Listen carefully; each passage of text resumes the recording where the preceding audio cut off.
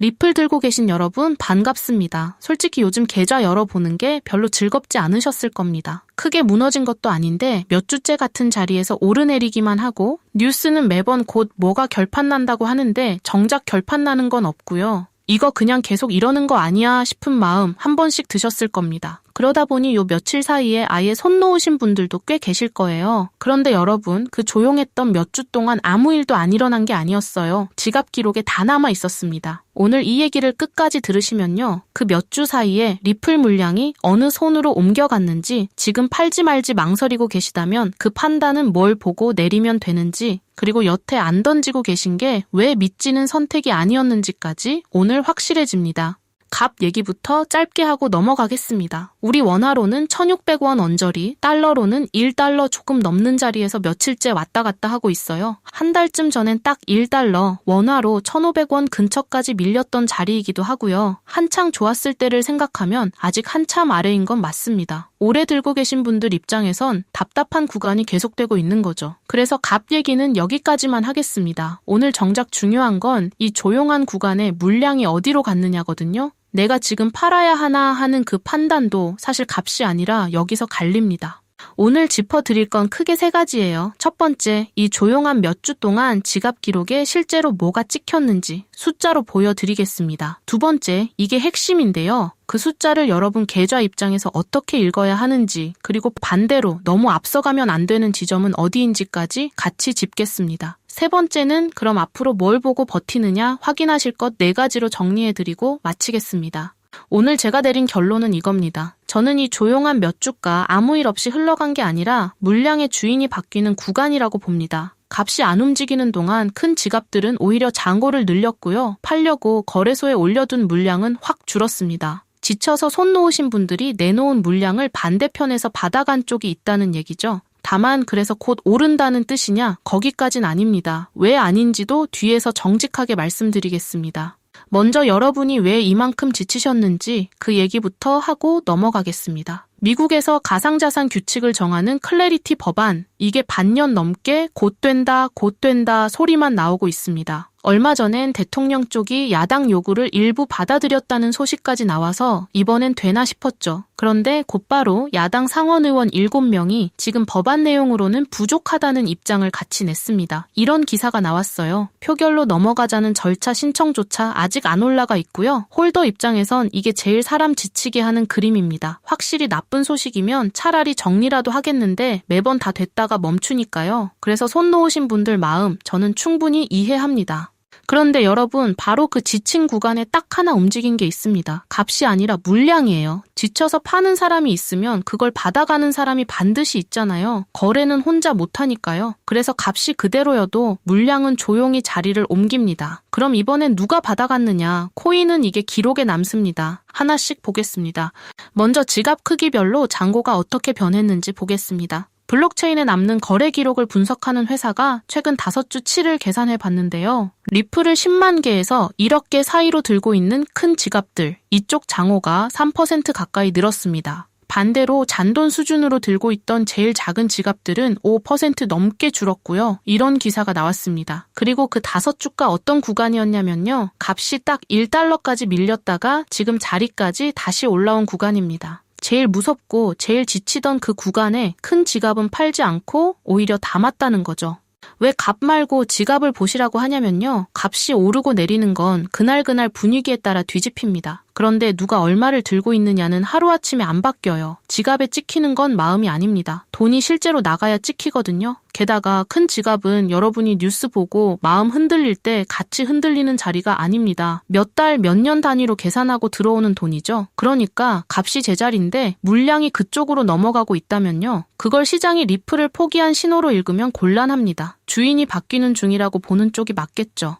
두 번째 숫자는 더 직접적입니다. 코인을 팔려면 일단 거래소로 옮겨놔야 하잖아요. 그래서 큰 손들이 거래소로 보내는 물량을 보면 팔 준비를 하고 있는지 아닌지가 대충 보입니다. 올해 초만 해도 큰손들이 바이낸스로 보낸 물량이 6억 개 가까이 됐는데요. 최근엔 3천만 개도 안 됩니다. 20배 넘게 줄어든 겁니다. 쉽게 말하면 팔려고 내놓은 물건 자체가 확 줄었다는 얘기죠. 값이 안 움직이는 동안 위에서 대기하던 매물이 조용히 거친 겁니다.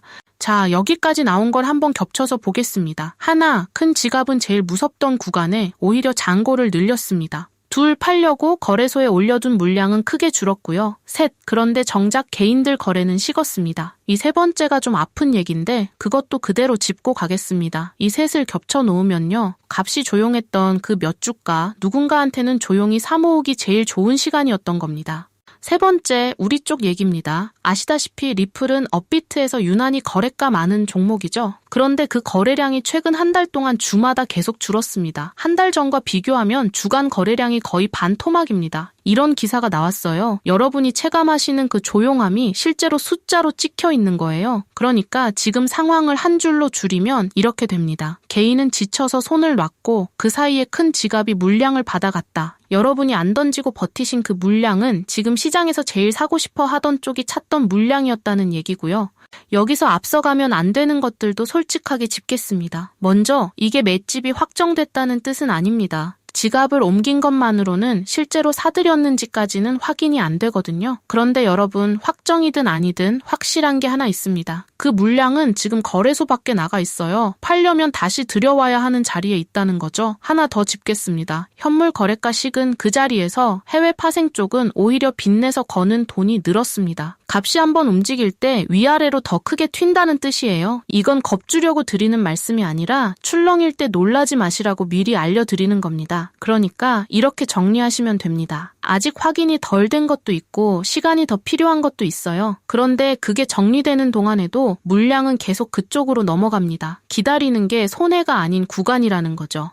그럼 아까 그 클래리티 법안은 어떻게 보면 되느냐? 저는 이렇게 나눠서 보시라고 말씀드리고 싶습니다. 법은 언제 되느냐의 문제고 지금 지갑에서 벌어지는 건 누가 들고 있느냐의 문제입니다. 둘은 속도가 달라요. 법은 됐다, 밀렸다 하면서 값을 하루 단위로 흔듭니다. 그런데 물량이 어느 손에 있느냐는 몇 달에 걸쳐 천천히 바뀌고 한 번 바뀌면 웬만해선 되돌아오지 않고요. 그래서 법안 헤드라인 하나에 계좌를 통째로 걸 이유는 없다고 봅니다. 여름 휴회전이 사실상 마지막 기회라는 것만 알고 계시면 되고요. 되면 판이 넓어지는 거고 밀리면 일정이 늦어지는 거지 리플이라는 종목 자체가 나빠지는 건 아닙니다. 그리고 법이 시끄러운 동안 조용히 늘어난 숫자가 하나 더 있습니다. 요즘 인공지능 프로그램들이 사람 손 안 거치고 자기들끼리 서비스를 사고 팝니다. 그렇게 오간 거래가 리플망 위에서만 140만 건을 넘어섰어요. 리플 개발 쪽 책임자가 직접 밝힌 내용인데요. 그 돈을 주고받을 때 쓰는 게 리플이고요. 여기에 자기들이 만든 달러 코인도 같이 쓴다고 합니다. 이런 기사가 나왔습니다. 오간 돈 자체는 아직 아주 작습니다. 그건 분명히 해두고요. 다만 이건 법이 통과되든 안 되든 지금도 늘고 있는 숫자예요. 여러분이 들고 계신 게 그런 판 위에 올라타 있다는 뜻이고요. 앞으로 벌어질 수 있는 그림을 세 갈래로 나눠보겠습니다. 셋 다 똑같이 깔고 들어가는 게 하나 있습니다. 어느 쪽이든 물량이 큰 손으로 넘어갔다는 사실 자체는 안 바뀝니다. 이미 지나간 일이니까요. 제일 잘 풀리는 쪽부터 보시죠. 정식 펀드로 들어오는 기관 돈은 지금도 방향은 들어오는 쪽인데 속도가 봄에 비하면 확실히 느려져 있거든요. 규칙이 정해지면 제일 먼저 붙는 게 그 속도입니다. 위에서 팔 물량은 이미 줄어 있는데 사려는 돈만 붙는 자리가 되는 거죠. 이런 자리에서 값은 천천히 오르지 않아요. 여러분이 이 지루한 구간을 버틴 보람을 그때 받으시는 겁니다. 가장 흔한 그림은 이겁니다. 규칙은 좀 더 미뤄지고 값은 지금처럼 답답한 구간을 몇 주 더 왔다 갔다 하는 거죠. 그동안에도 물량은 계속 넘어갑니다. 조심할 그림도 말씀드리면 시장 전체가 한번 크게 흔들릴 때입니다. 빚내서 건 돈이 늘어난 자리라 그럴 때 낙폭이 커질 수 있어요. 그런데 그때 흔들리는 건 값이지 여러분이 쥐고 계신 수량이 아닙니다. 그거 하나만 붙잡고 계시면 됩니다. 지금 뭘 하시면 되는지는 어느 자리에서 들어오셨느냐에 따라 갈립니다. 오랫동안 들고 계신 분들부터요. 지금 하고 계신 게 이미 맞습니다. 값을 하루에 몇 번씩 확인하실 필요 없고요. 뒤에 말씀드릴 4가지만 가끔 보시면 돼요. 높은 자리에서 물리신 분들은요. 이 구간이 제일 던지고 싶어지는 구간이죠. 그런데 지금 던지시면 큰 지갑이 그렇게 모으고 싶어 하던 걸 그대로 넘겨드리는 셈이 됩니다. 값은 계속 출렁이겠지만 여러분이 들고 계신 개수는 안 줄어들어요. 지금 하실 수 있는 제일 확실한 건 그 개수를 그냥 지키고 계시는 겁니다. 아직 안 들어오신 분들은요. 반짝 올라올 때 쫓아가서 사는 건 제일 안 좋은 타이밍이 되기 쉽습니다. 오히려 지금처럼 조용할 때가 물량이 넘어가는 구간이라는 것, 그것만 기억하시면 됩니다.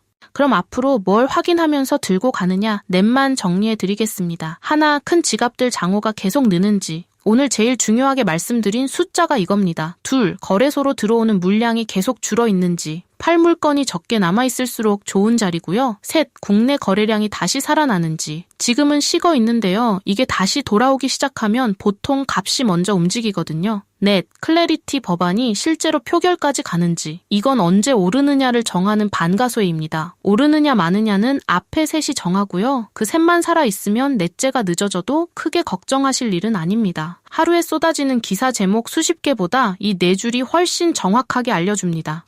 오늘 얘기를 한 줄로 압축해서 남겨드리겠습니다. 값이 멈춰있던 그 몇 주는 아무 일도 없던 시간이 아니라 물량의 주인이 바뀌던 시간이었습니다. 그리고 그 물량을 받아간 쪽은 여러분보다 급하지 않은 쪽이었어요. 제일 지치셨던 그 구간에 안 던지신 것, 저는 그게 틀린 선택이 아니었다고 봅니다.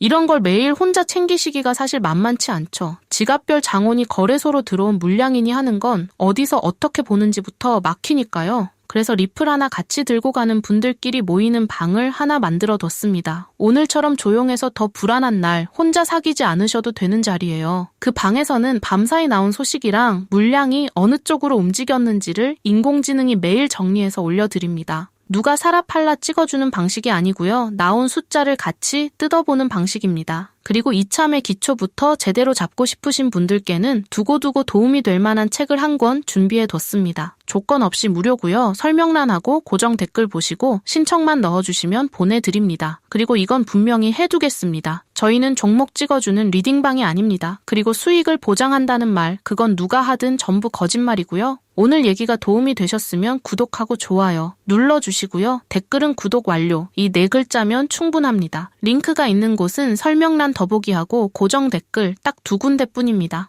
자, 정리하고 마치겠습니다. 오늘은 값을 확인하는 날이 아니라 물량이 어디로 갔는지를 확인하는 날로 삼으시면 좋겠습니다. 값은 매일 알려주지만 누가 들고 있는지는 아무도 안 알려주거든요. 처음에 지갑 기록에 다 남아있다고 말씀드렸죠. 거기 남은 건 여러분이 손해봤다는 기록이 아니라 여러분이 들고 있던 걸 누가 그렇게 가져가고 싶어 했는지를 보여주는 기록입니다. 지금까지 안 던지고 견뎌오신 그 시간, 저는 결국 값이 대신 대답해줄 거라고 봅니다. 조용한 구간을 견디는 게 제일 어려운 일인데 여러분은 지금 그걸 하고 계신 거고요. 내일도 값은 또 별 이유 없이 출렁일 겁니다. 그런데 물량이 어느 손으로 옮겨갔는지는 지워지지 않고 남아요. 그 흔적을 남들이 다 알아본 다음에 확인하면 좋은 걸 들고 계셔도 한 발 늦는 거고요. 그러니 값이 흔들릴 때 마음까지 같이 흔들리진 않으셨으면 합니다. 앞으로도 여러분 편에서 계속 같이 보겠습니다. 오늘도 끝까지 들어주셔서 고맙습니다.